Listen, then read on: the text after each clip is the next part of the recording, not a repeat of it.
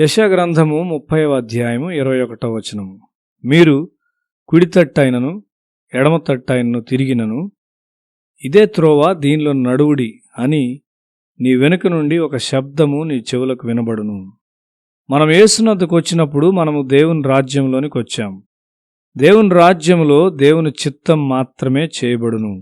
మనము మన చిత్తమును చేయుచున్నప్పుడు మనము దేవునితో సఖ్యత లేని వారముగా ఉంటాము.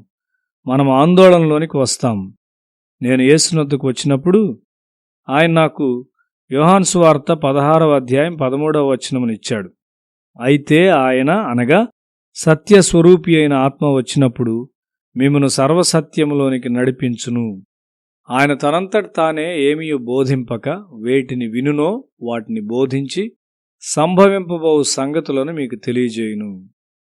నీవు ప్రభువునొద్దకు వచ్చినప్పుడు నీ పాపములు క్షమించబడును. మరియు దేవుని ఆత్మ నీ ఆత్మను పట్టుకొని నిన్ను సర్వసత్యంలోనికి నడిపిస్తుంది. నేను ఒక గొప్ప వాగ్దానమును స్వీకరించానని భావించాను.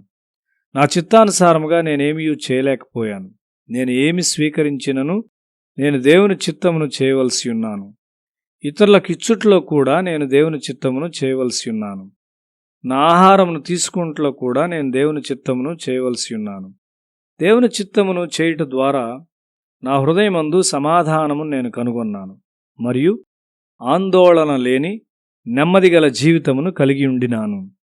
నన్ను భోజనము చేయవద్దు అని దేవుడు చెప్పినట్లయితే నేను ప్రార్థించవలసిన ఎవరో చనిపో స్థితిలో ఉన్నట్లు నేను కనుగొంటాను. దేవుని వాక్యం నాకు చాలా నిజంగా ఉండును. దేవుని వాక్యమునకు వ్యతిరేకముగానున్న ప్రజల సలహాలను నేను తీసుకోనలేదు. మనము యేసునద్దకు వచ్చినప్పుడు మనము దేవుని ఆత్మకు చెందిన వారముగా ఉంటాము. దేవుని ఆత్మ మనతో ఎల్లప్పుడూ ఉండును. నీ జీవితమును ఆయన స్వాధీనములో ఉంచుకుంటాడు. నీ జీవిత బాధ్యతను ఆయన తీసుకుంటాడు. ఇటు విషయాలన్నింటిలో నేను నడిపించబడినాను. యెషయా గ్రంథము 30వ అధ్యాయం 1వ వచనము. నీవు ఎంత పెద్దవాడవైనా లేక చిన్నవాడవైనప్పటికీ దేవుని ఆత్మ నిన్ను జ్ఞాపకం ఉంచుకుంటాడు. కొన్ని సమయాల్లో దేవుడు నిన్ను నిద్ర నుండి మేల్కొల్పి జబ్బుగా ఉన్న నీ ప్రియుల కొరకు ప్రార్థించుమని చెప్పును. దేవుడు నిన్ను ప్రేమించి నీ కొరకు జాగ్రత్త కలిగి ఉండుట ఒక ఆశ్చర్యం. యెషయా గ్రంథము 30వ అధ్యాయము 2, 3, 7 వచనాలు. యోసేపు ఐగుప్తులో ఉన్నాడు. ఆ యవనస్తుడు దేవుని చిత్తములో ఎట్లు నివసించాడో ఆశ్చర్యం. అతని ఆత్మ దేవుని ఆత్మతో ఎల్లప్పుడూ సఖ్యతలో ఉండుటకు అతడు దేవునికి ఎంతో సమీపంగా జీవించి ఉంటాడు. నేను బిఏ చదువుచున్నప్పుడు నాలో ఎల్లప్పుడూ తప్పులు పట్టు విద్యార్థి ఒకడు ఉండినాడు. నీవు ప్రతిదాని కొరకు ప్రార్థిస్తావా? ప్రార్థించుటకు నీవు ఒంటరిగా వెళ్తావా అని అతడు అనేవాడు. అతడు క్రికెట్ టీముకు నాయకుడు. ప్రతి సంవత్సరము మేము గెలుచుకున్న కప్పును ఆ సంవత్సరము మా కళాశాల పోగొట్టుకున్నది. ఈ వ్యక్తి చేసిందంతా విఫలమైంది. అతడు వివాహితుడయ్యాడు గాని వివాహం కూడా విఫలమైంది. అతడు రంగూన్ వెళ్ళి అక్కడ ఉపాధ్యాయునిగా చేరినాడు. రంగూన్లో ఉన్న ఆంధ్రుల నిమిత్తం ఒక పాఠశాల కొరకు డబ్బు సమకూర్చుటకు మద్రాసు వచ్చాడు. ఒక ధనవంతుడు ఈ ప్రణాళిక పట్ల అభిలాష చూపాడు. అతడు ఆ పాఠశాలకు ప్రధానోపాధ్యాయునిగా ఉండాలని కోరాడు. కొద్ది కాలంలోనే ఆ ధనికుడు మరణించాడు. ఆ ప్రణాళిక విఫలమైంది. ఈ వ్యక్తి దేవుని సలహాను వ్యతిరేకించి వ్యర్థముగా ప్రయాసపడినాడు. నీవు ప్రభువునొద్దకు వచ్చినప్పటి నుండి ఆయనకు లోబడుము. ఆయన నమ్ముతూ ఆయన చిత్తమునకు విధేయునిగా ఉండుము. ఆయన నమ్మి ఆయనకు విధేయుడవై ఉండుట ద్వారా నీవు దేవుని మహింపరుచున్నావు. నీవు ఆటలాడుచున్నప్పుడు కూడా నీకు ఈ నడిపింపు ఉంటుంది. నీ బిడ్డ చదువులో బలహీనముగా ఉన్నప్పటికీ వానికి నీవు ఎట్లు సహాయపడగలవో దేవుడు నీకు బోధించును.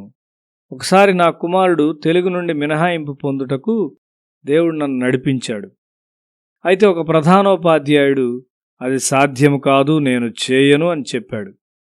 పరీక్షల్లో నా కుమారుడు తప్పాడు. నేను సంచాలకుని యొద్దకు వెళ్ళి చెప్పినప్పుడు పరీక్షకు ముందు నేను వెళ్ళి ఉండినట్లయితే తప్పక మినహాయింపు ఇవ్వబడి ఉండేది అని నాతో చెప్పారు. నేను ఆ ప్రధానోపాధ్యాయుని నమ్మాను. నా కుమారుడు 1 సంవత్సరం పోగొట్టుకున్నాడు. ఐగుప్తు సలహాలను నమ్మవద్దు. ప్రతి విషయంలో దేవుడు నిన్ను నడిపిస్తాడు. యిర్మీయా ప్రవచించిన ప్రవచన లేఖనములను రాజు కాల్చివేశాడు. ఇర్మియా గ్రంథము 36వ అధ్యాయం 23వ వచనము, నీవు దేవుని తలంపును గాని దేవుని వాక్యమును గాని నాశనం చేయగలవా? ఇర్మియా ఇంకొక గ్రంథాన్ని తీసుకొని అని 36వ అధ్యాయం 32వ వచనంలో చదువుచున్నాము. దేవుని వాక్యము పరలోకమందు స్థిరపరచబడి ఉన్నది. బైబిల్ కాల్చివేయబడినట్లయితే అది మరలా వ్రాయబడును.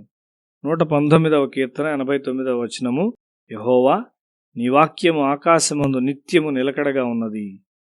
దేవుని ఆత్మ వాక్యమును నీ హృదయంలో వ్రాయును. నీ కదలికలు దేవుని వాక్యానుసారముగా మారినంత వరకు నీవు దాన్ని బైబిల్లోను నీ హృదయంలోను నీ కలల్లోనూ చదువుతావు. కాబట్టి పరిశుద్ధుడైన పౌలు దేవుని వాక్యమును చదవని భర్తలు వారి ప్రవర్తన ద్వారా మార్చబడుదురని స్త్రీలకు చెప్పుచున్నాడు. యెహోయాకీము ఐగుప్తు సలహాలపై ఆధారపడి ఓడిపోయాడు. దేవుని ఆత్మ నిన్ను సర్వసత్యములోనికి నడిపించునుగాక.